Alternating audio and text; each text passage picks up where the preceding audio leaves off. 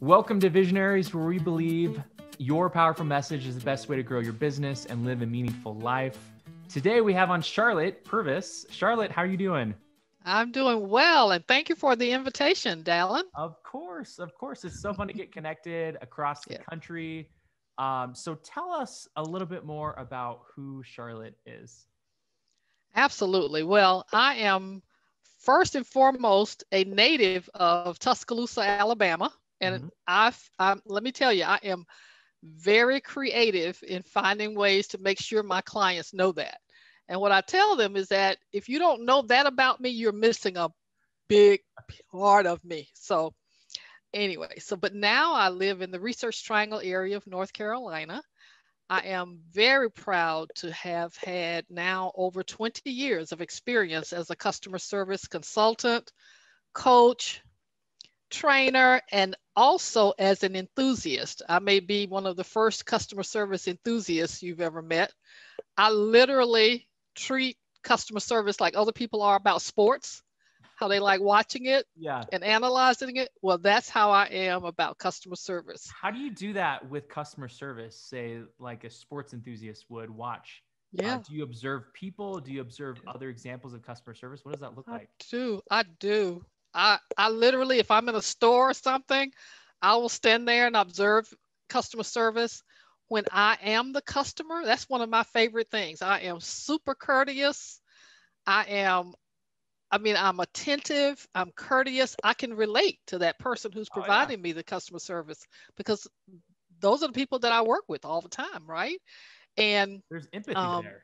There's tons of yeah, empathy. Yeah. tons, and I know their process. I know what they're going through. So, as I say, Dallin, I am super courteous when I'm a customer, and then I like hearing stories about customer service. So, if you had a customer service experience and you wanted to tell me about it, I just can't get enough. So, I'm a customer service enthusiast as well. And Yeah. what's been unique about my work is that nearly 100% of my business has come through referrals and repeat business. My Wow. clients have literally, for 2 decades, they've been my sales team. And that is, I'm so proud to share that I have had some of the most awesome clients in the whole wide world. And so, with that, I am very enthusiastic about customer service and the contributions that I've made because I know for a fact that I have had the opportunity to influence millions of customer service interactions. And it doesn't get much better than that, right? Yeah.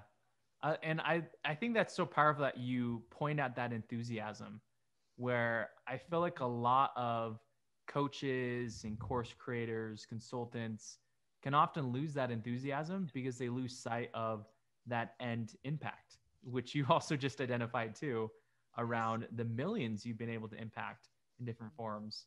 Uh, Absolutely. how does someone keep their sights on that end vision of how they're making an impact with their efforts?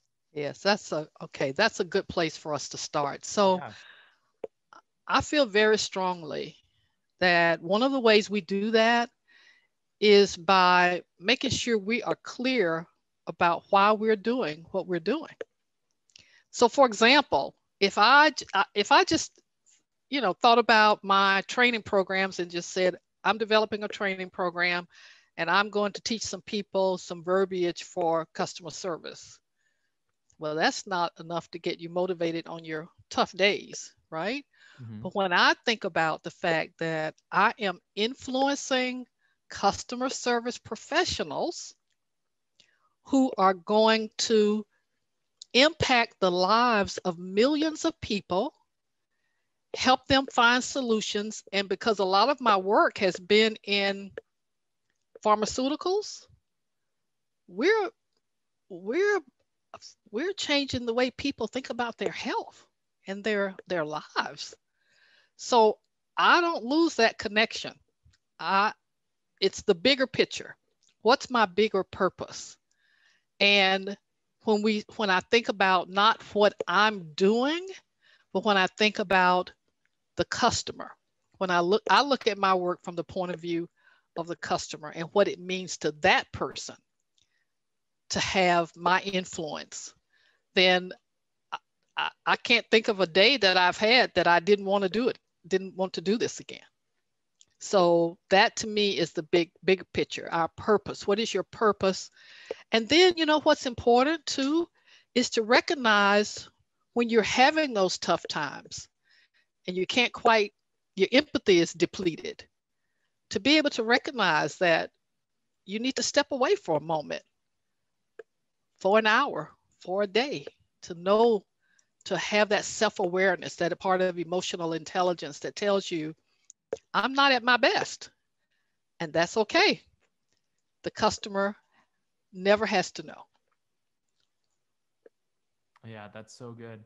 And as you're sharing this, and I'm sure many listening or watching Yeah. are thinking the same, they're thinking of certain examples. I'm thinking of certain examples that have Mhm. existed throughout my experience where every day in some form we experience customer service. Kind Yeah. of like how everyone's a salesman or Yeah. saleswoman, right? Yes. Salesperson. Yes. They are experiencing customer service Yes. every day. And in that observance of it, we recognize when it's good and when it's bad. Right. And I think of the times when I've received terrible customer service, and it's usually probably because they haven't been able to detach Yeah. and give that silence or separation to be at their best. Or maybe they're not aligned to that clear end purpose or vision.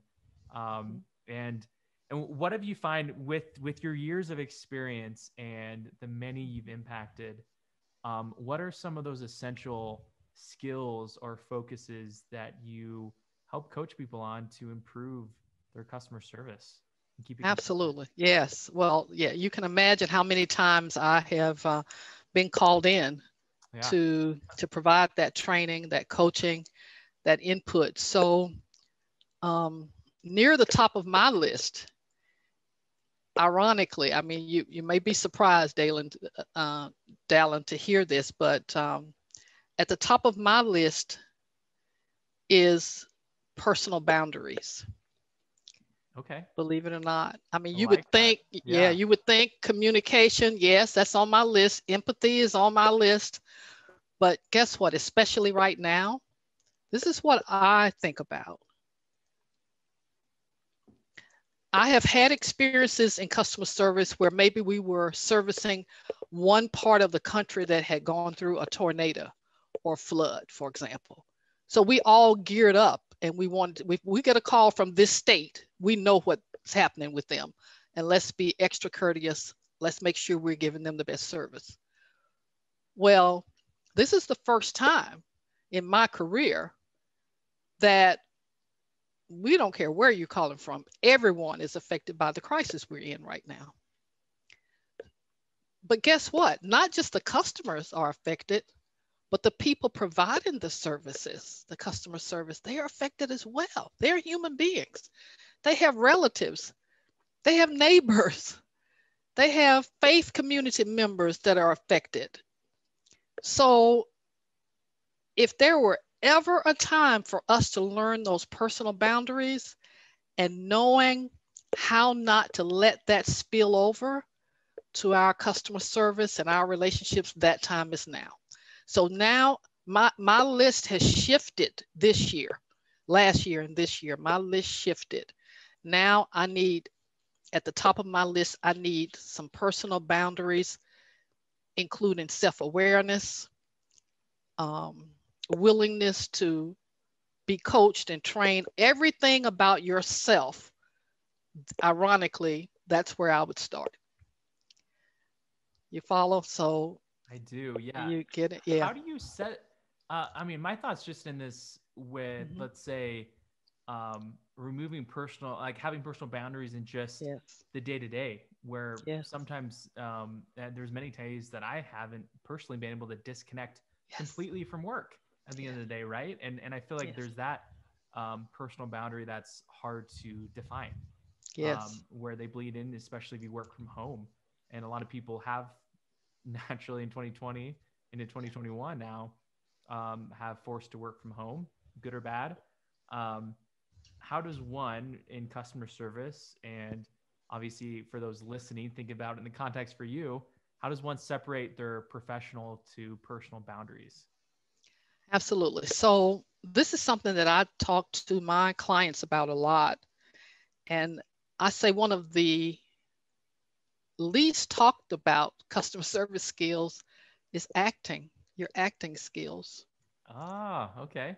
How about that? I tell Yeah. them that you do not, it is not required that you feel it in order to express it.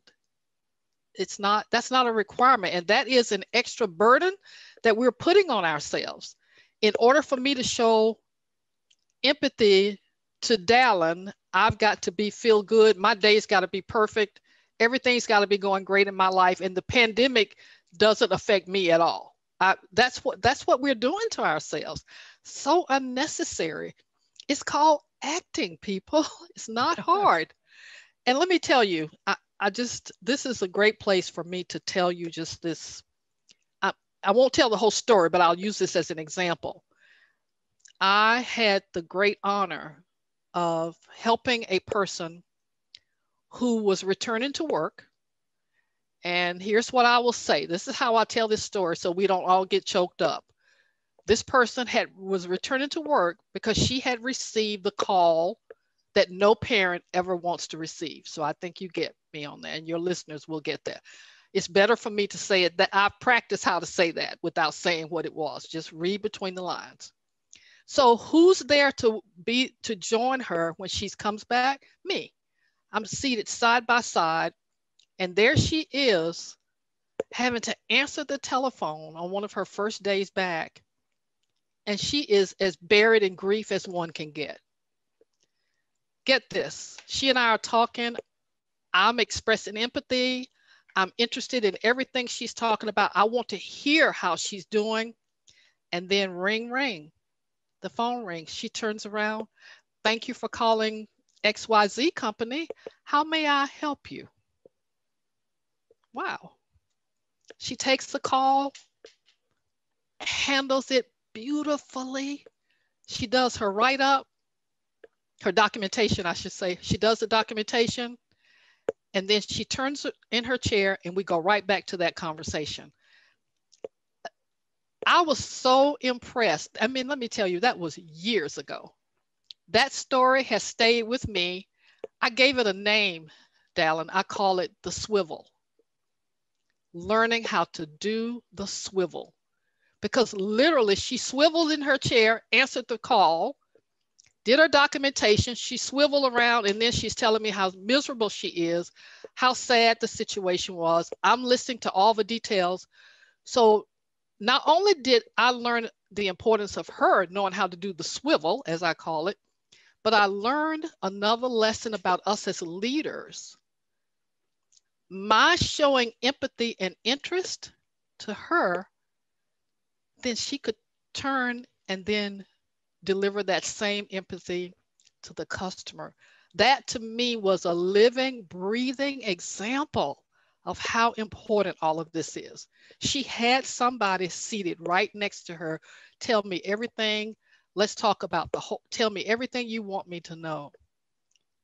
And I showed her empathy, and then she was able to do that on the call. She swiveled back around, and we went back to our total misery and sadness. I'm telling you, what else do you need to know, Dallin? Is that not just the best?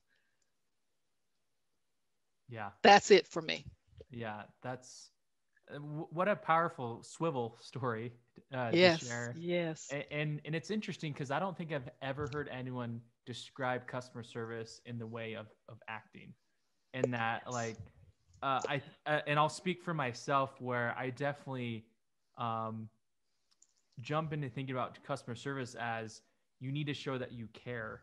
You know, you need to be human, and obviously all those elements can still be at play Yeah. while you act, Yes. right?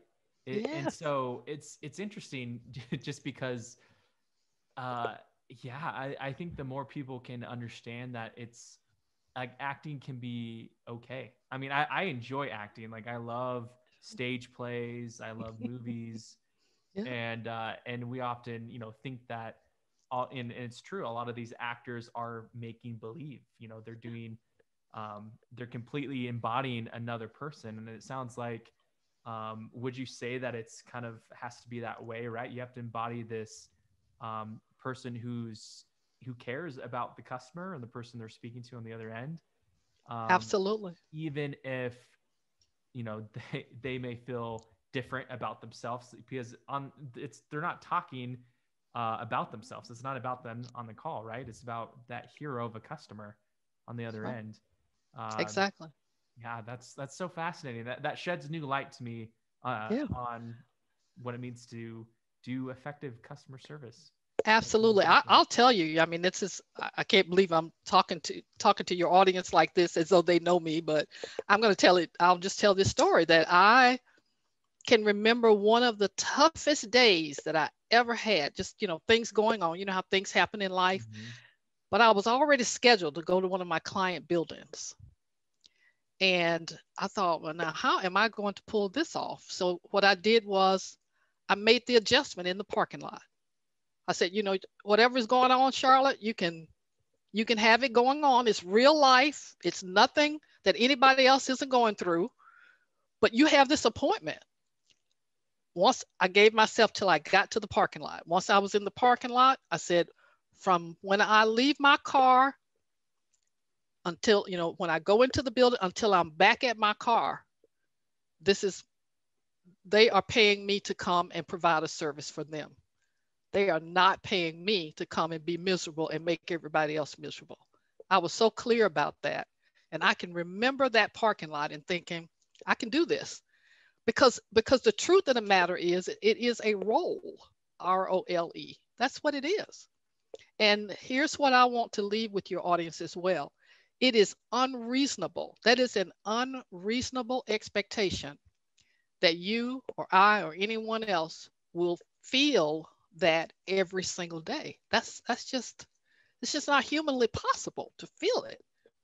So when you take away the feeling part and you don't base it on the feeling, that's not a requirement for me, that I feel it before I'm able to deliver it to my clients. I can't even begin to tell you the freedom.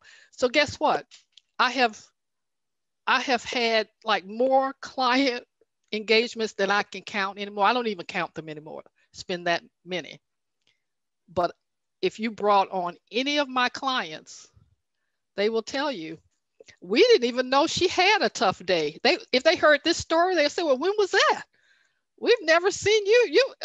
You're always happy. Yeah. You're always happy. That's exactly right. Exactly. And they are right, because I'm happy to be there to deliver that service to them.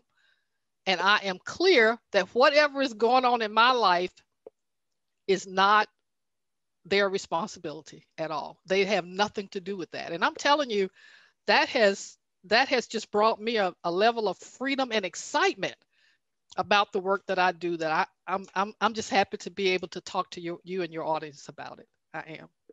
Oh man, that's so powerful. And you mentioned leadership. How does leadership play a role in how we do customer service and connect with our customers? Absolutely. So I used to say the customer service begins when the phone rings, for example, or when the email comes in. And I've actually changed that. Dallin, I think you'll be interested to know my new line now is customer service begins with the leadership. When I walk into an environment and I see trends that clearly don't have the customer as the center, I used to say, well, let's just change the script, or, oh my goodness, let's change this process. Let's do something about that. And now I say, I'd like to request a meeting with the leaders, please.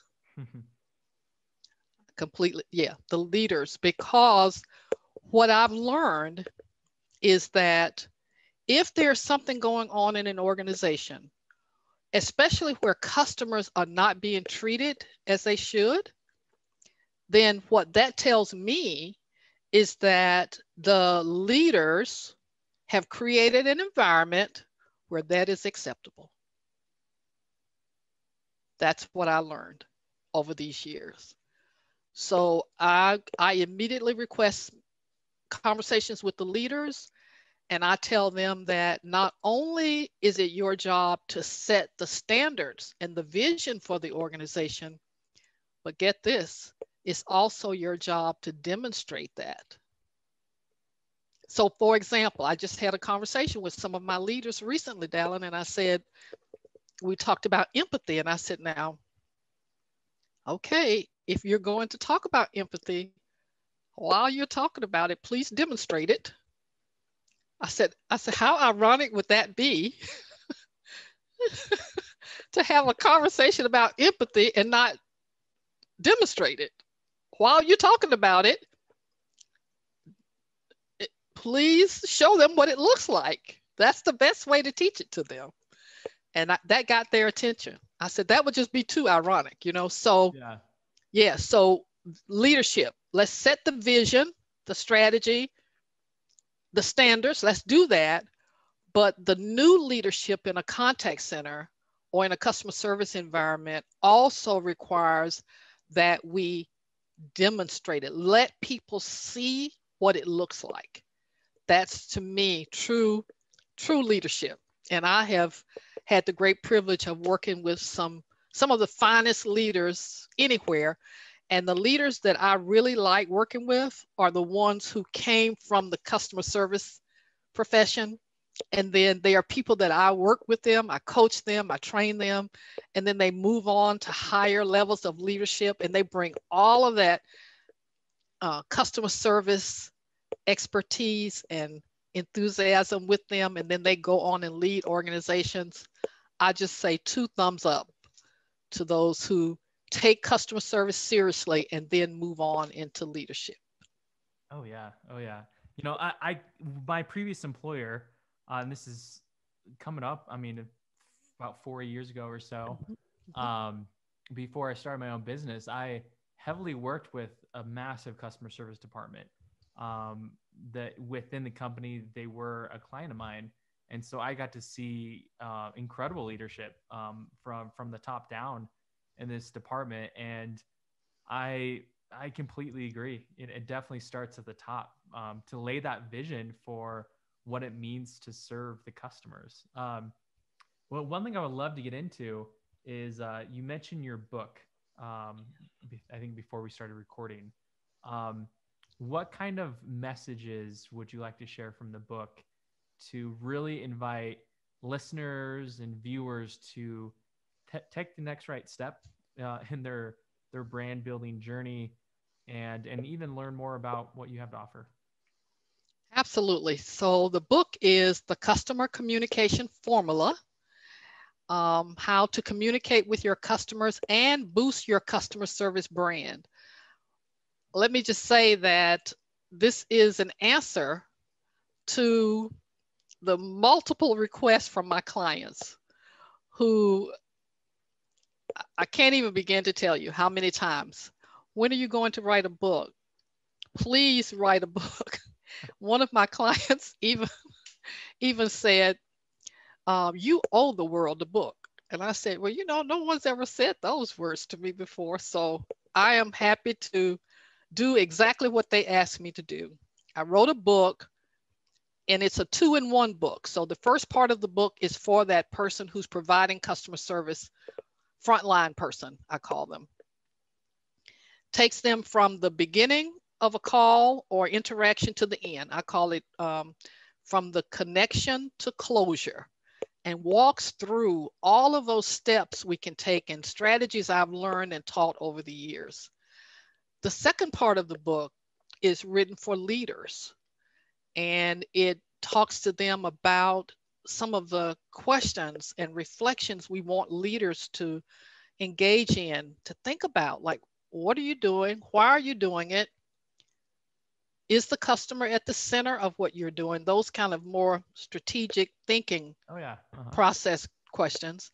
And then I list for organizations 10 statements about customer service that I believe every company, every organization wants to at least consider. So I did that because a lot, as I mentioned, I'm proud to say that a lot of the customer service professionals I work with move on to levels of leadership. So I wanted a book that took them from where they are now to other levels of leadership. One of the things I do in the book is I tell some of the behind the scenes stories. So for example, the swivel story is in there. And I give people that kind of behind the curtain look at what I did as a consultant and why I did it. And the other thing I do is I talk about the lessons I learned in my beloved Tuscaloosa, Alabama, how upon reflection, the lessons that I learned at home, at school, at church, and throughout my community.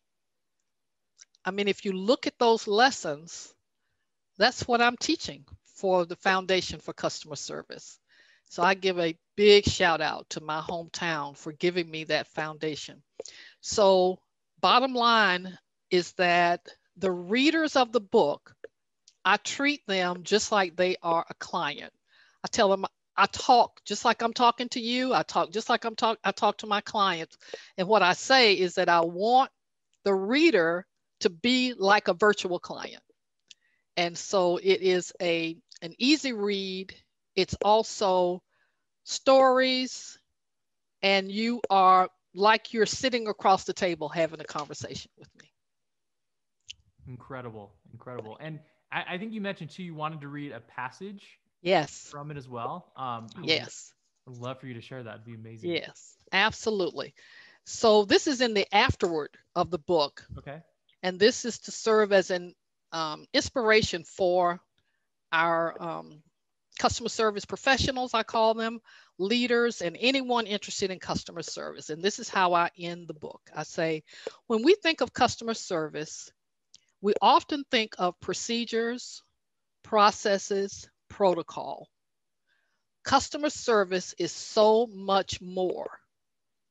As customer service professionals, organizational leaders, and consultants, we have an opportunity to influence organizations, to change lives, to be a blessing, and to make the world a better place, just as I learned in my beloved Tuscaloosa, Alabama.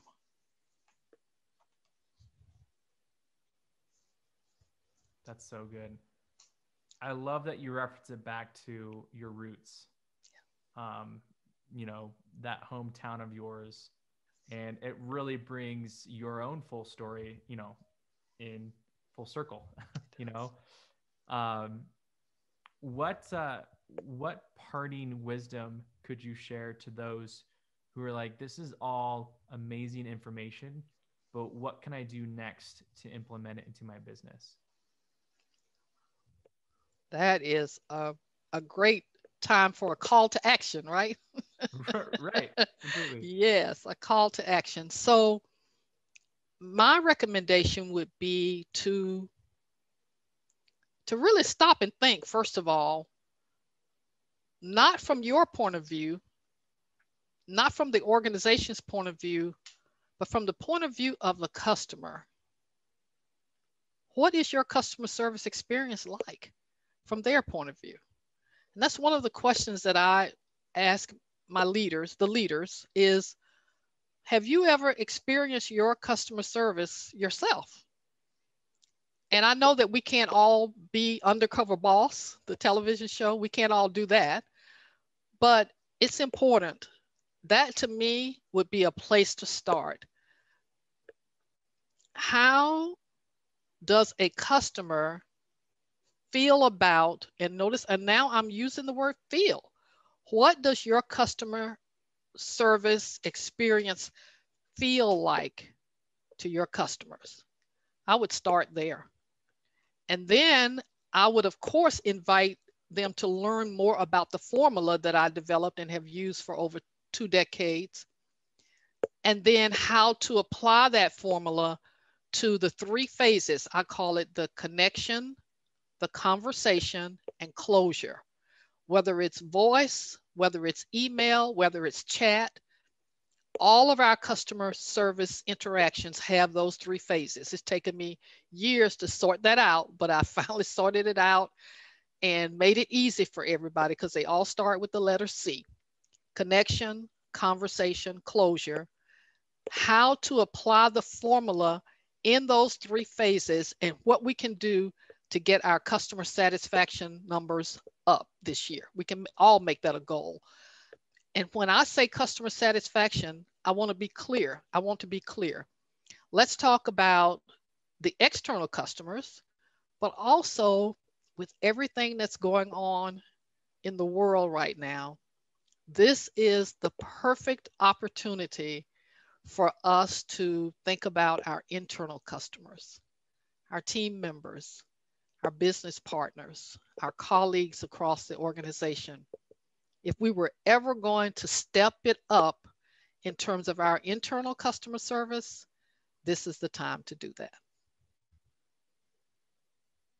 Such a great perspective to bring into this conversation, and relevant to today and always, really, with addressing both types of customers and the services they require to help our businesses grow, but also their lives to grow, improve as well. Charlotte, this has been amazing conversation. You've shared so much good value. I love it. Where can people learn more about you? Absolutely. So I invite your listeners to feel free to visit my website, charlottepurvis.com, and feel free to send me a note. And if they would send a note and let me know that they heard me on this podcast, that would mean a lot to me, and I'll be happy to respond. I look forward to hearing from your listeners, very much so. Awesome. Well, thank you so much. Thank you. It's been a pleasure. Thanks so much for listening. Once again, if you would like to learn more about how you can use your unique message and share it with the world through video and create videos that actually are professional and perform, bring you money, and all of the results and influence that you want to make, then I invite you to learn more by going to contentsupply.com. Thanks again for listening, and we'll talk to you very soon.